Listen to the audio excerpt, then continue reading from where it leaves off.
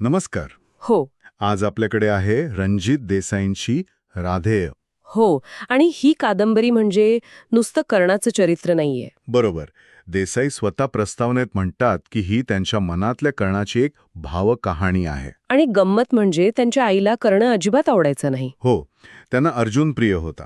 आणि याच पार्श्वभूमीवर देसाईंनी रेखाटलेला कर्ण तो मला खूप महत्वाचा वाटतो. अगदी. म्हणजे लेखकाला स्वतःच्याच घरात एका प्रस्थापित मताला सामोरं जावं लागलं असेल. त्यामुळे हा कर्ण केवळ एक पौराणिक पात्र नाहीये, तो लेखकाचा वैचारिक संघर्षाचं प्रतीक बनतो. आणि म्हणूनच आजची आपली चर्चा या मोठ्या प्रश्नाभोवती फिरणार आहे. राधेयमधला कर्ण तो परिस्थितीचा बळी आहे की स्वतःच्या निर्णयांचा शिल्पकार? तो एक ट्रॅजिक हिरो आहे की त्याच्या त्या शोकांतिकेला तो स्वतःच जबाबदार आहे. याचं उत्तर शोधण्यासाठी आपण कादंबरीतील काही निवडक पण खूप महत्वाच्या प्रसंगांवर बोलूया. मला वाटते ही चर्चा खूपच रंजक होईल, कारण कर्ण हे असं पात्र आहे की त्याच्या प्रत्येक कृतीमागे एक का हा प्रश्न उभा राहतोच.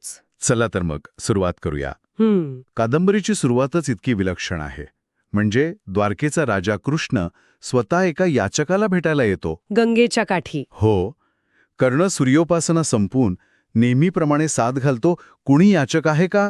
आणि समोर कृष्ण. आणि त्यांच्यातला संवाद सुरू होतो तोच कर्णाच्या सगळ्यात मोठ्या अभिमानावर आणि त्याचवेळी सगळ्यात मोठ्या दुःखावर बोट ठेवून. त्याच्या कवचकुंडल्यांवर. बरोबर. कृष्ण त्याचं कौतुक करतात, पण कर्णासाठी ती कवचकुंडलं म्हणजे आईने टाकून दिल्याची वेदनादायी आठवण. हो. त्याचं उत्तर खूप मार्मिक आहे. तो म्हणतो, ज्याला आईनं टाकलं त्याला कवचकुंडलांचं बळ काय लाभणार? या एका वाक्यात त्याचा सगळा कडवटपणा दिसतो. आणि इथे कृष्ण त्याचं सांत्वन करतात ते मला खूप महत्वाचं वाटतं. ते स्वतःचं उदाहरण देतात. की काहींना नदीच्या प्रवाहावर सोडलं जातं, तर काहींना नदी ओलांडून दुसरीकडे जावं लागतं. दोघांच्याही नशिबी मातृवियोग सारखाच. म्हणजे कृष्ण त्याला सांगतायत की तो एकटा नाहीये. पण ती जखम इतकी खोल आहे की ती इतक्या सहज नाही भरणार. नाहीच. आणि मग कर्ण एक प्रश्न विचारतो, जो त्यांच्या संवादाला एका वेगळ्याच पातळीवर घेऊन जातो. तो कृष्णाला विचारतो की तुमच्यासारख्या देवस्वरूप माणसाला तपश्चर्याची काय गरज? आणि यावर कृष्णाने दिलेलं उत्तर म्हणजे या कादंबरीतील एक महत्वाचा विचार आहे. रावणाची कथा? हो, रावणाची कथा. मला हे खूप अनपेक्षित वाटलं. म्हणजे रावणाचा इथे काय संबंध? खूप खोल संबंध आहे. कृष्ण सांगतायत की रावणाने ग्रहतारे जिंकले, देवांना बंदी बनवलं, पण तरी त्याने आपली नित्य उपासना कधीच सोडली नाही. कधीच नाही. कारण त्याला माहीत होतं की ज्या दिवशी त्याच्या तपश्चर्येत त्याच्या शिस्तीत खंड पडेल त्या दिवशी त्याचा पाडाव निश्चित आहे. आणि त्याचा पराभव कोणी देव नाही करणार, एक सामान्य माणूस करेल, ज्याच्या मनात स्वतःबद्दल पूर्ण विश्वास आहे. म्हणजे सत्ता किंवा शक्ती ही कायम टिकणारी नसते. नाही. शिस्त आणि रोजचा सराव हेच खरं बळ आहे. कृष्णाला कर्णाला हेच सांगायचं आहे. अगदी बरोबर. आणि या भेटीचा शेवट तर आणखीनच सुंदर आहे. बासरी? हो. कृष्ण कर्णाचा मुलगा वृषसेन त्याच्यासाठी बासरी वाजवतात. आणि बासरीचं रूपक वापरून ते जीवनाचं सार सांगतात. बासरी म्हणजे एक पोकळ वेळूची नळी, पण तिच्यात हळुवारपणे फुंकर घातली की सूर निर्माण होतात. मानवी देहाचंही तसंच आहे. हळुवार मनाची फुंकर घातली तर वेदनाही संगीत बनून जातात. किती सुंदर विचार आहे हा. पण कर्णाच्या नशिबी ती हळुवार फुंकर कधीच आली नाही. उलट त्याला पावलोपावली अपमानच मिळाला. आणि त्याची सुरुवात तर गुरुगृहीत झाली होती. हो. आणि इथेच आपण आपल्या मूळ प्रश्नाकडे येतो. हे अपमान त्याच्या नशिबात होते की त्या अपमानांना त्याने दिलेलं उत्तर त्याच्या शोकांतिकेचं कारण ठरलं? कृष्ण जेव्हा कर्णाना त्याचा मुलगा वृषसेनला धनुर्विद्या शिकवताना पाहतात तेव्हा कर्णाच्या मनातल्या जुन्या जखमा पुन्हा वाहू लागतात. आणि तो द्रोणाचार्यांची ती कटू आठवण सांगतो. तीच प्रसिद्ध घटना, राधेया माग हो, सूतपुत्रांना एकाग्रता लाभत नाही. हे शब्द म्हणजे बाणासारखे त्याच्या काळजात घुसले असतील. हो ना. म्हणजे एका महान योद्ध्याच्या क्षमतेवर नाही, तर त्याच्या जन्मावर प्रश्नचिन्ह.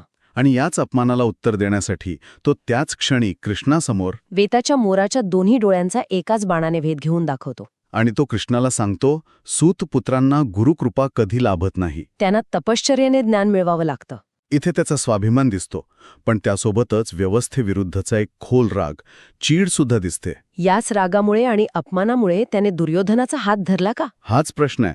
कारण सभेत जेव्हा त्याचा अपमान होत होता तेव्हा दुर्योधनानेच त्याला अंग देशाचं राज्य दिलं. हो. दुर्योधनाने त्याला सन्मान दिला जो त्याला इतर कोणी दिला नाही. पण कर्ण इथेही स्वतःचा स्वाभिमान सोडत नाही. तो कृष्णाला स्पष्ट सांगतो, की त्याने ते राज्य जरासंधाला हरवून स्वतःच्या पराक्रमाने मिळवलं आहे. दुर्योधनाकडून दान म्हणून स्वीकारलेलं नाही. त्याचा हा स्वाभिमान प्रशंसनीय आहे. पण प्रश्न हा आहे की हाच स्वाभिमान त्याला अंधाळा करतो का पुढे जाऊन? आणि द्रौपदी स्वयंवराच्या वेळी तर या अपमानाने टोकच गाठलं. हो, दुर्योधनाच्या आग्रहामुळे तो तिथे जातो. मोठमोठे राजे ज्या धनुष्याला साधा धक्का लावू शकले नाहीत, ते धनुष्य कर्ण सहज उचलतो, प्रत्यंचा चढवतो. आणि मत्स्यभेदासाठी सज्ज होतो. तो क्षण त्याच्या आयुष्यातील सर्वोत्तम क्षण असू शकला असता. पण द्रौपदी भरसभेत गर्जना करते. मी सूतपुत्राला वर्ण नाही. एका क्षत्रिय कन्येने एका योद्ध्याच्या पराक्रमाचा केलेला हा म्हणजे सर्वात मोठा अपमान होता. त्याचं कौशल्य, त्याचा पराक्रम सगळं शून्य ठरलं. फक्त त्याचं कुळ पाहिलं गेलं. मी जेव्हा जेव्हा हा प्रसंग वाचतो तेव्हा मला प्रश्न पडतो, कर्णाचा तो संयम, तो खरंच महान होता की त्याच्या आत एक ज्वालामुखी धुमसत होता? ज्वालामुखी धुमसतच होता. तो शांतपणे धनुष्य खाली ठेवतो, एकही शब्द न बोलता निघून जातो. त्याची ती शांतता खूप काही सांगून जाणारी आहे. तो तिथे तमाशा करू शकला असता, पण तो शांत राहिला. पण नंतर तो पत्नी वृषालीला जे बोलतो त्यातून त्याच्या मनातला कडवटपणा स्पष्ट दिसतो. हो, तो म्हणतो, जी स्त्री पराक्रमापेक्षा कुळाला महत्त्व देते ती माझ्या घरात दासी म्हणूनही राहण्याच्या लायकीची नाही. हे वाक्य म्हणजे किती खोल जखम झाली आहे दाखवतं. आणि ही जखम केवळ वैयक्तिक राहिली नाही, ती त्याच्या राजकीय निर्णयांवरही परिणाम करत राहिली. आणि मग काही वर्षानंतर पांडव येतात राजसूय यज्ञासाठी कर गोळा करायला. हो, आणि इथे आपण त्याच्या पराक्रमाच्या पराभवाकडे आणि मैत्रीच्या ओझ्याकडे येतो. भीमाच्या नेतृत्वाखाली सैन्य अंग देशावर चाल करून येतं. कर्ण आणि भीमामध्ये घनघोर युद्ध होतं. कर्णाला पराभवाची अजिबात भीती वाटत नाहीये. तो पूर्ण ताकदीने लढतो. मग नेमकं काय होतं? तो युद्ध का थांबवतो? त्याच रात्री अश्वत्थामा हस्तिनापुरून निरोप घेऊन येतो. भीष्मा आणि विदुरांची आज्ञा. हो, की पांडवांना विरोध न करता कर द्यावा. आणि इथे कर्ण हतबल होतो. एका बाजूला त्याचा स्वतः